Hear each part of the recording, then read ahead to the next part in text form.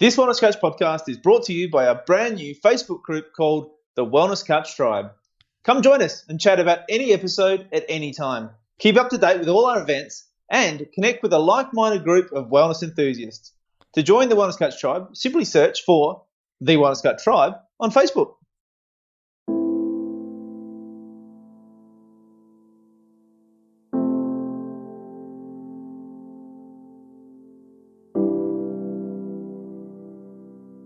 Welcome to Nourishing the Mother, where inspired women talk about the journey of motherhood through the common thread of parenting, relationship, and sexuality as a path to consciousness.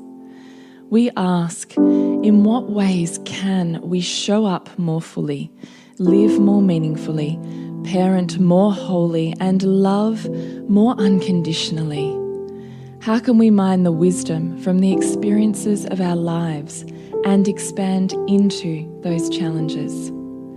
If you are here, you care about paving a path of conscious and intentional motherhood, connected with yourself and your gifts, and also illuminating your children in theirs, so we may raise more whole humans who can impact this world in a more humane way. And if you feel like giving a little back to this free content, please become a patron of the show and receive extra member benefits for less than a coffee a month. Or you can leave a review on iTunes and Facebook, all of which helps the podcast keep going and reach more mamas who need this type of tonic for the soul.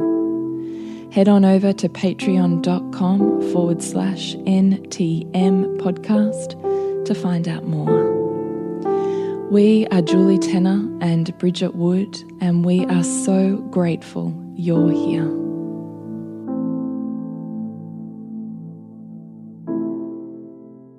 Hello and welcome to Nourishing the Mother. I'm Bridget Wood. And I'm Julie Tenner. And today's podcast is the unravelling of wisdom in our relationships.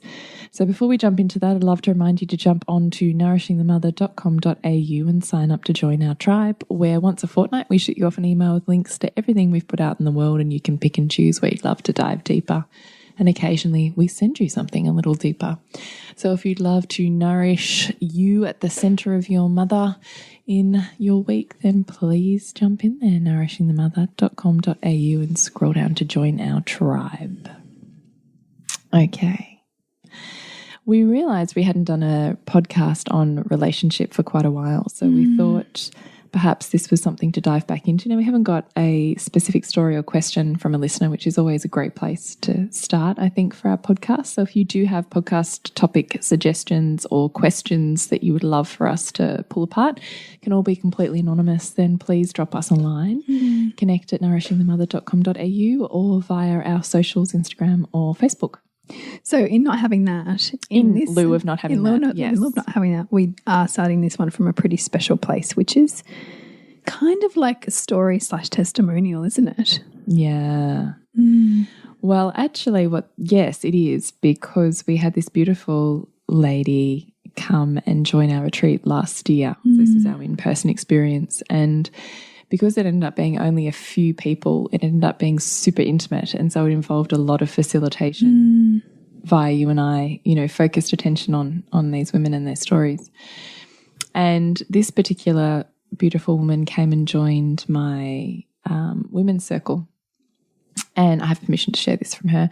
In our first circle, she opened up, with her story and where she'd come from, and had said within that retreat was pivotal in the moments that marked her life. And it was pivotal for many reasons, and that it had completely transformed the way that she lived her life. And that was a shock for me to hear. I was like, really? Wow. And you're telling me this and I'm like similarly shocked, but then like kind of, a little bit emotional about it because I was like, this is amazing, right? Well, you can't underestimate someone else's experience, right? And when you're willing to show up just as you, because that's what we do here. We often don't have an agenda.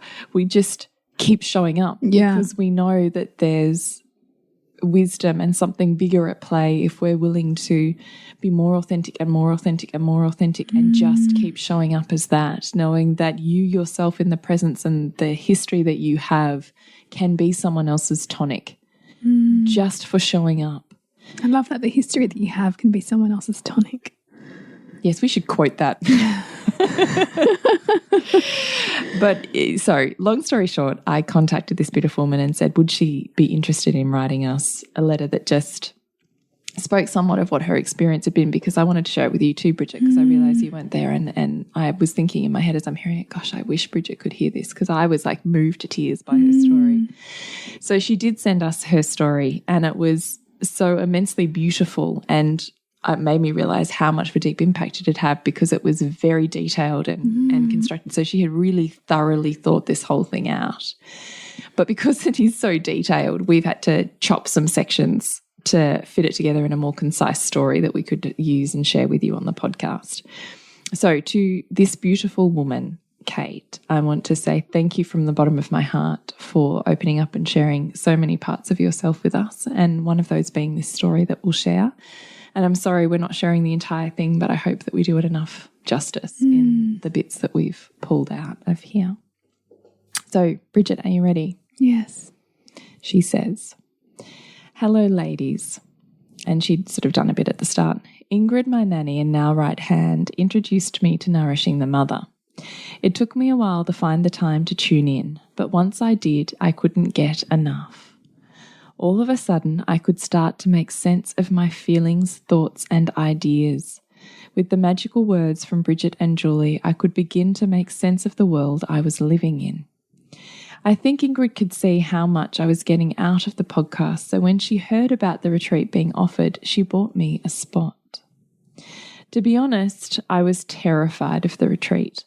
Even walking into the beautifully set up room, I could feel my pain start to surface. I pushed it back down. I couldn't escape the thought that this was it. This was the moment that I was going to have to face Ivy's birth. I didn't want to. After introductions, we did some body tapping to get in tune and connected to our bodies. As Julie spoke the words, pay attention to any feelings that come up as you tap certain areas of your body, my hands reached over my belly, over my scar. I felt icky and quickly moved on. Oh God, oh God. Push it away was running through my head. Then we picked some cards. Actually, I chopped a bit out of there, but the cards she had picked were pivotal to, I think she'd picked the lotus flower first off, which really opened her up. She was like, oh my God, what is this? Just this idea of something so beautiful emerging from the mud, because she had quite, story I feel like so many listeners have, which is that first baby that completely tears apart any construction you had of what motherhood, birth, pregnancy, identity would be, like torn apart. And with that tears layers of relationship and identity and space in the world. And then she, in quick succession, I think they're maybe less than a year apart, they're her two girls. And the experience of her first birth being so traumatic caused her to create a really different experience in her second birth. And she had a really beautiful, incredible back home birth, which was for her really sat in a place of incredible seated power. But she did a lot of work to get there between those two. And the pain of one led to the transformation of the other. So there's the purpose, right? And so the nanny that she refers to here was help that she specifically sought because she wasn't being supported in the way that she wanted to consciously raise herself and her daughters from her intimate partnership. So she looked outside of that as a way to move in alignment with her motherhood and, maintain a sense of sanity, because there'd been such a deep descent into areas of, really just being pulled apart. Yeah. So this beautiful lady, Ingrid, came into her world, who introduced her to us, which I also just find amazing. Yeah, me too. Me too. Yeah. And so anyway, so when she's talking about, she picked these cards, one of the cards she picked, the first one was the lotus. And so she really felt like this was such a symbol of, she was so ready to rise out of the mud and create something really beautiful. And to really open up those spaces that she had shut down so much. Yeah. So I'll continue. She talked then about, some of the sharing, and we always say in circles, particularly when you're in a close, intimate group of women, everything is mirrored. So whatever's going on for you is on some level going on for me. And we talk about that in the podcast all the time. So she's heard some stories that have been reflective to her in some way. So she says, this story had redirected my focus on my marriage and some of the other struggles I had been facing. In that moment, I chose to talk about the relationship I have with my mother-in-law. Simon's mother and I have always had a difficult relationship. She has challenged me and made me feel like rubbish for our whole relationship. We've been together since I was 15 and I'm now 32. That's a long time to feel mistreated and not do anything about it. So I got to talking, sharing stories of how this woman had treated me over the years, how she had made me feel and the impact that had had on me, my life and even my family. Then the magic started to happen.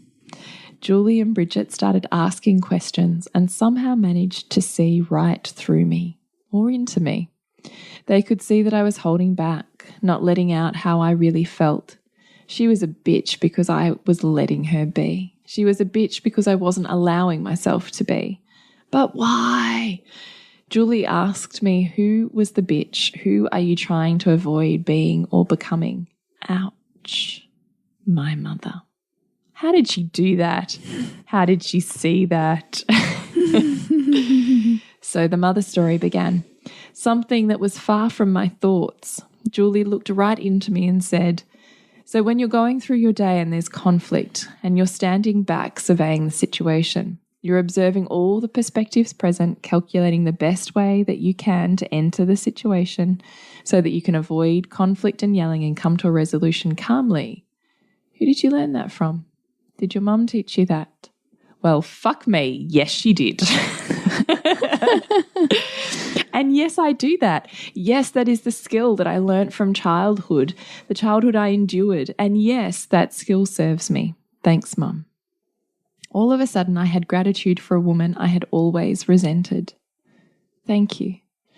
We talked about mirrors and how the people around you often reflect parts of you that you're not owning. We also talked about shrinking in the presence of others and how when I shrink myself in the presence of my mother-in-law, I give her permission to stand over me and take over in my home. One of the things that really irritated me about her. And so we sort of did a bit more there, and then she says, but I can't. And then we're going, but why? She's kind of telling this funny story of this.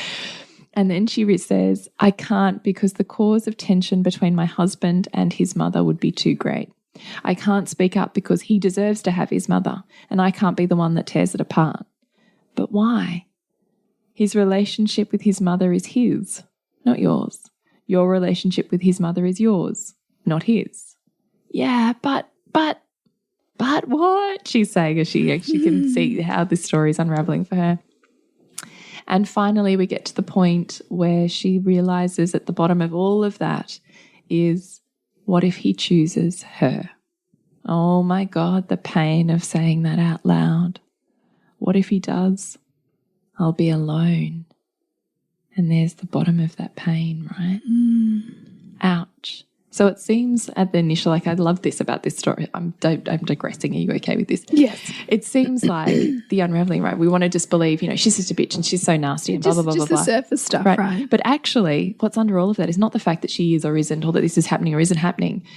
It's the fact that under all of that, your mind's already done a complete trip into I'll be alone. And that pain is what's creating it, right? Yeah. So she kind of moves through that a bit more, and then she's reflecting on the day that she spent with us, and she says, that night, for the first time in 16 years, I spoke honestly with my husband about his mother and how she makes me feel. He didn't quite get it at all, but he listened and he didn't run away, which up until this point had not been a pattern in their relationship. So she's already processed enough to get so congruent. One afternoon has created a massive shift. Right? That she's willing to sit in her own stuff, which means the mirror is reflective of he'll sit in her stuff. Yeah. Right? That's freaking profound. Yeah. Then she says, the next morning after the retreat, in a moment, she could see how it all made perfect sense. My womb had been speaking to me, my goddess trying to get out all this time. I realized that I had been set on a path right back from my cycle going haywire. It had to be hard. It had to be brutal. I had to be broken. If I hadn't been broken, I would never have had to seek a different path. I would never have had to inform and empower myself. I would never have had to seek help from such amazing women. I would never have believed I could do it. I would never have given the gift of Lexi and her birth to bring all of my strength and determination out. A physical reminder of what backing yourself and believing in your strength can help you achieve. I found gratitude for the experience of Ivy's birth. I found gratitude for my womb and my body that I had previously felt betrayed by. I could see just how perfect it all was and is to help me step into the woman I am today. And she's bloody amazing. Since then, my world has changed so much. I have had more honest conversations with my husband and family and constantly remind myself that I am strong and I am worthy of love and acceptance. I realized that through telling my story, or rather avoiding telling my story, I was able to gain a different perspective of my husband. Since then, our relationship is healing.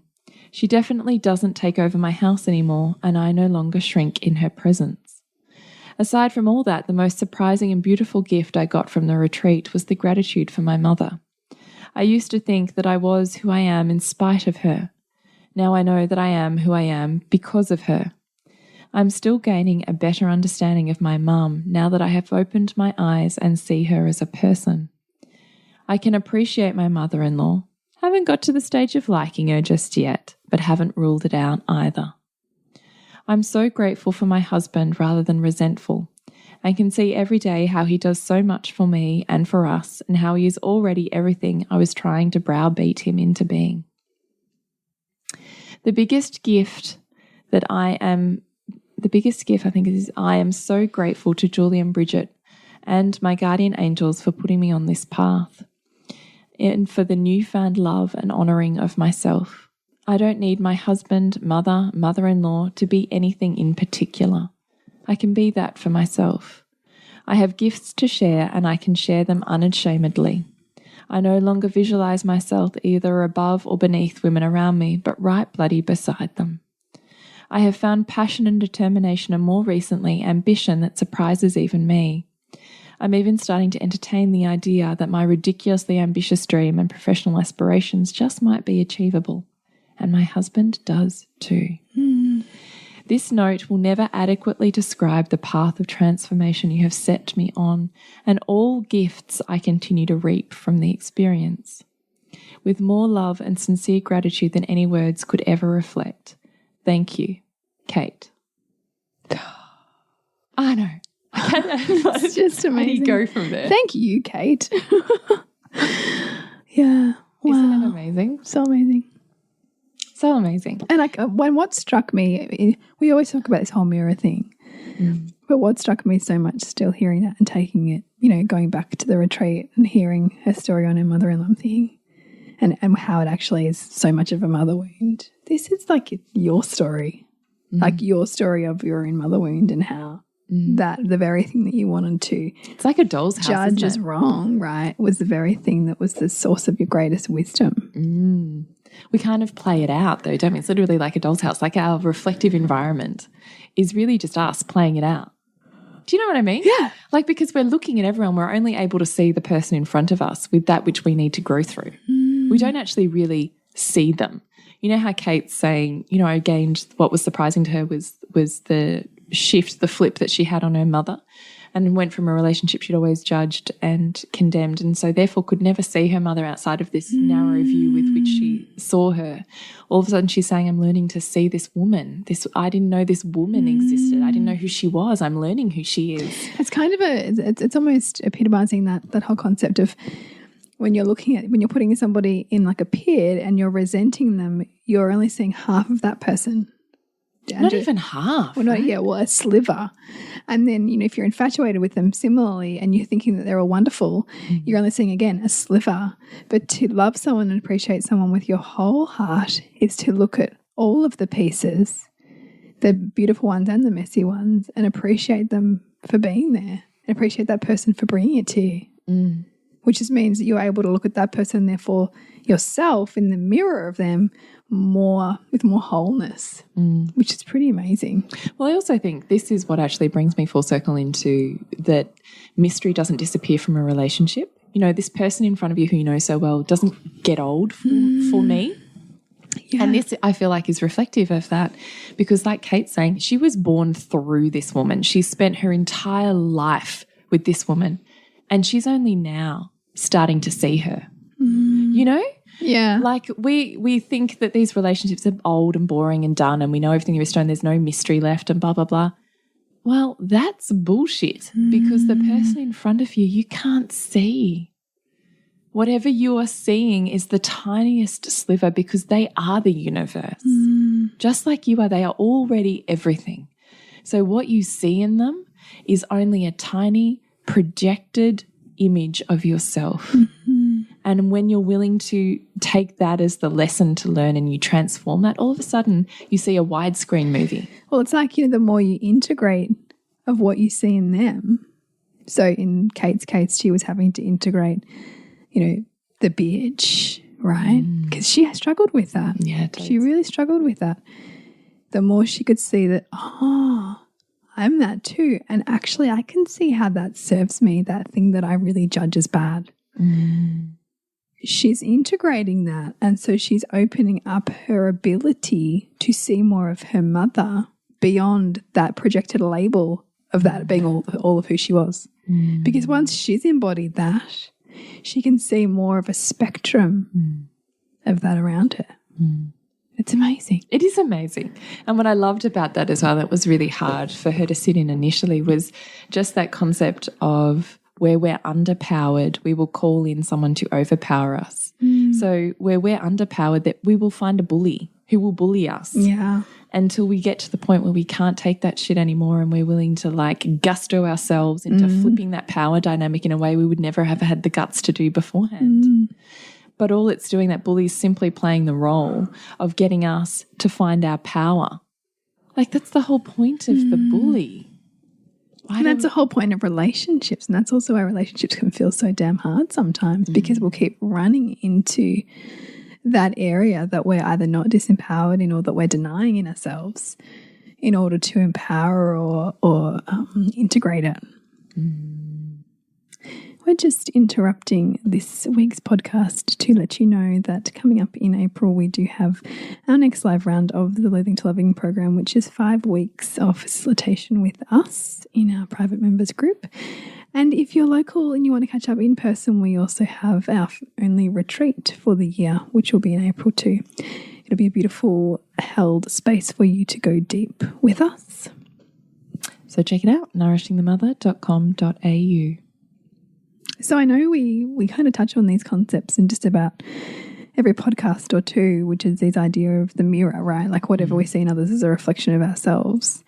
And why do you think that's so hard to understand? Because I do think when we're in our members group, that is a constant, I don't really it hasn't clicked for me. Why do you think that's so hard? Well, I think it's because we so typically, where we minimize or exaggerate ourselves, we can't get our head around the fact that what we could see in others is in us. Particularly if we've got somebody on a pedestal, we can't possibly believe that we're also like that, or that we've got a massive story of resentment, or like a big wound on someone or something that someone's done. Well, I'm not like that. I'm not as narcissistic as my mother, or I'm not that. But the more we say that we're not that, and the more that we're emotionally charged on that, the more we're bringing that in to push our button enough to begin to reveal to ourselves that, yes, that's also a part of us that we haven't loved. That's also a part of us that's looking to be honoured for what it brings us and for who it's made us and for how it gets us to show up in the world. And so, the mirror was really something that Carl Jung, one of the pioneers of modern psychology, really looked at. And he looked at it from the perspective of, your mirror that you see in the world around you is almost like your unconscious speaking to you. Because what we most bury in our unconscious and subconscious, we will attract in to help us create more integration of our psyche, essentially. because we are always both conscious and unconscious. And that's a constant dance that our psyche does. But our evolution calls us to create greater pairs of those opposites, to create greater integration. And so the mirror does that by bringing in our disintegrated parts so that we learn to integrate them through our buttons being pushed, through us continuing to run into the same story through that mirror. And it looks different for everyone, like what that mirror brings us.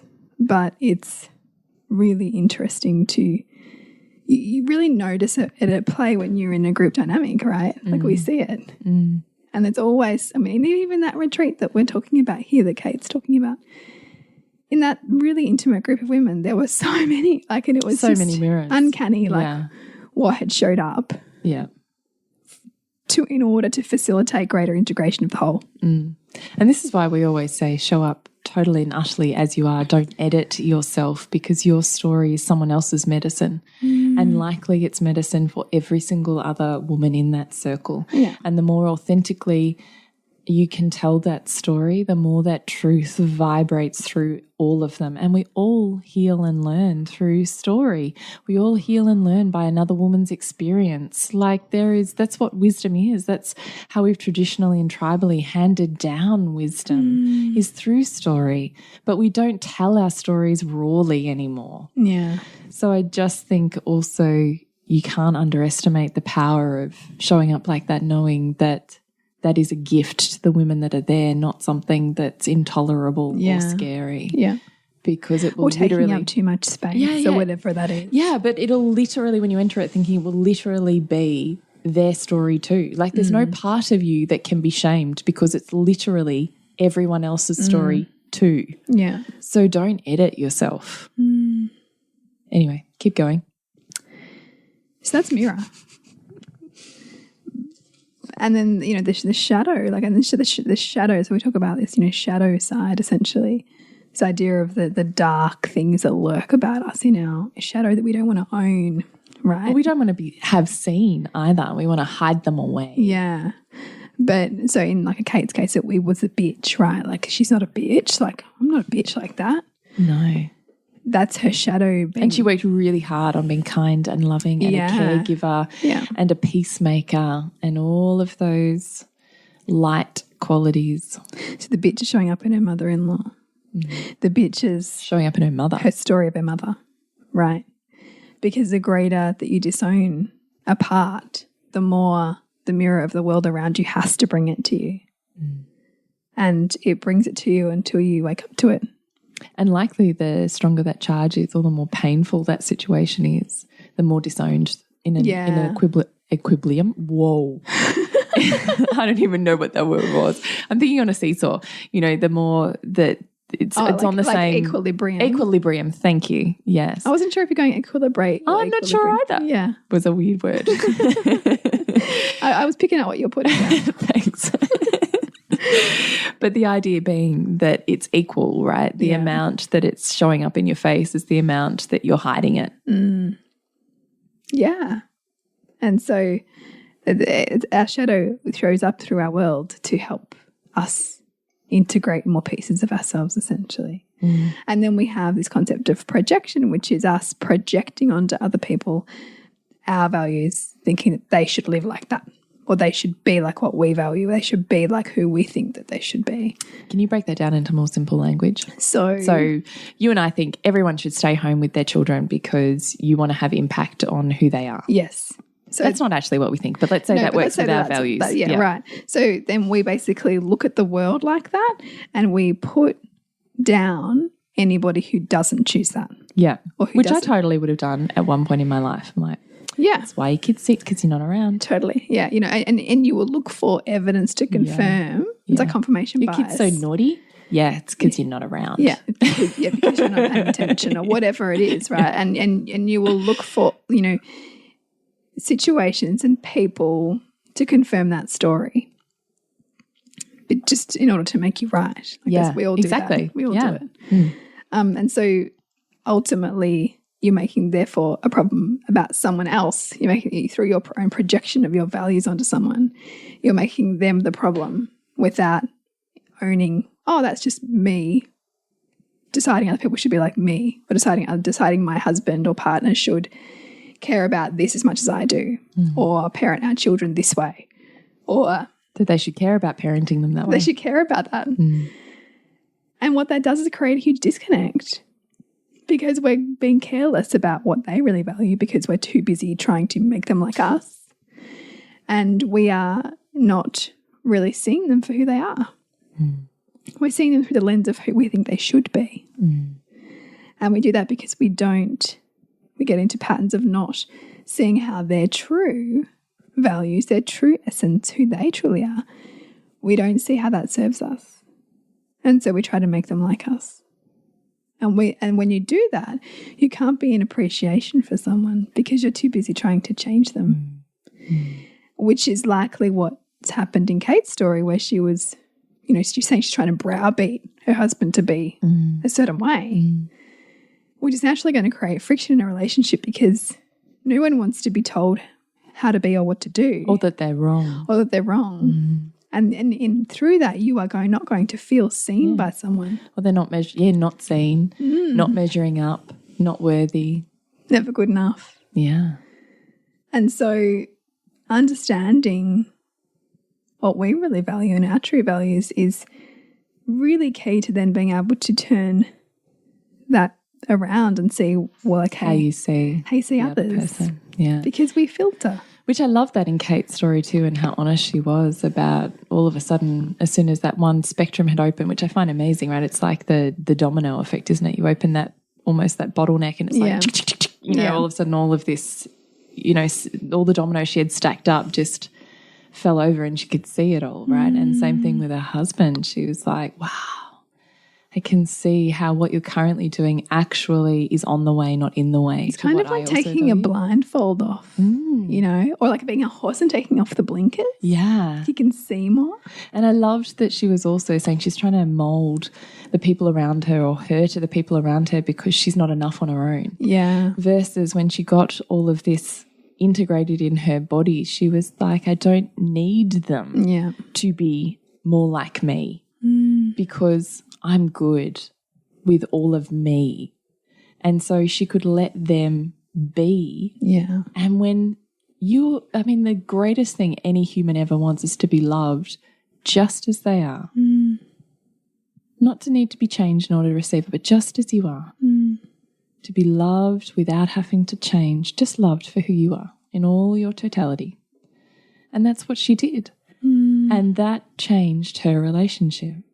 But she couldn't do that until she had worked on herself. That's the thing, like so often in relationships, it's about, I need to have this conversation with them about this that's not working, or I really need to, I wouldn't go as far as saying get them to change, but we make the problem outside of ourselves without sitting with the discomfort that comes up within us long enough to see how this might be just us. It might be playing out for us for a reason.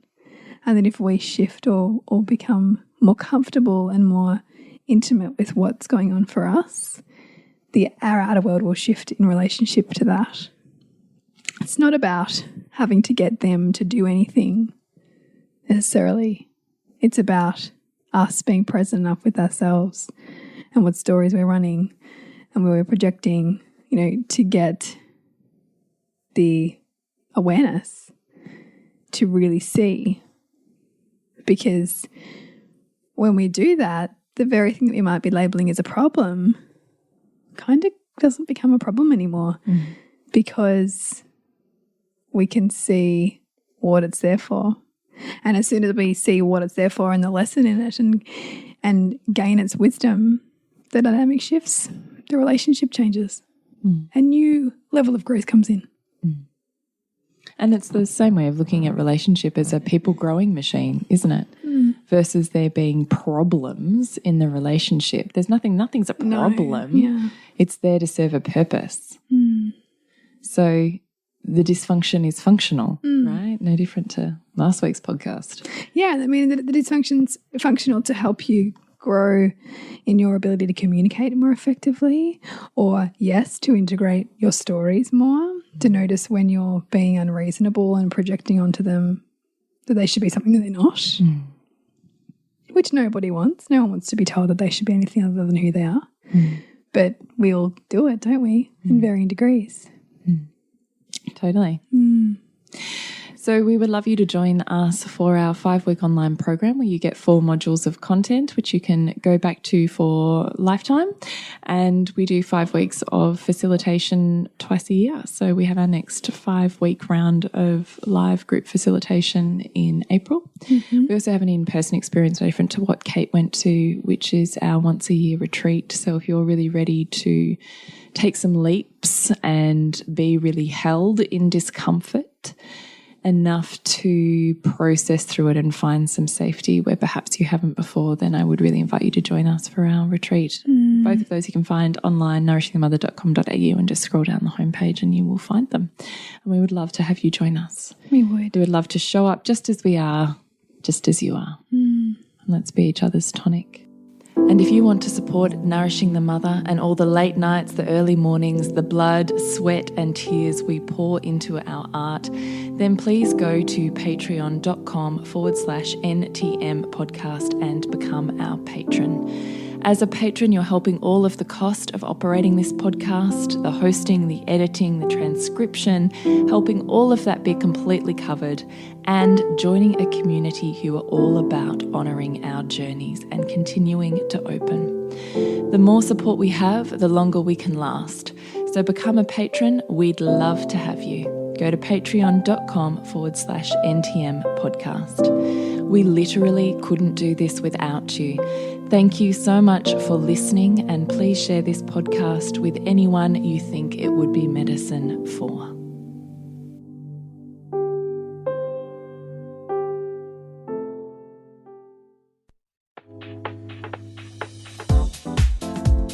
We hope you enjoyed this Wellness Couch podcast. Did you know we've launched a brand new Facebook group where you can chat about any podcast you like with a tribe of like-minded people?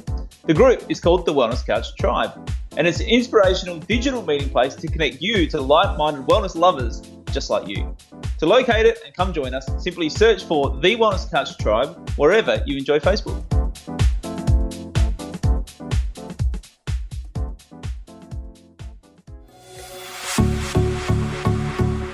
This has been a production of TheWellnessCouch.com. Check us out on Facebook and join in the conversation on Facebook.com/TheWellnessCouch. Subscribe to each show on iTunes and check us out on Twitter. The Wellness Couch, streaming wellness into your lives. Whilst the Wellness Couch presenter endeavor to provide accurate and helpful information to their listeners, these podcasts cannot take into account individual circumstances and are not intended to be a substitute for health and medical advice from a qualified health professional. You should always seek the advice of a qualified health professional before acting on any of the information provided by any of the Wellness Couch podcasts.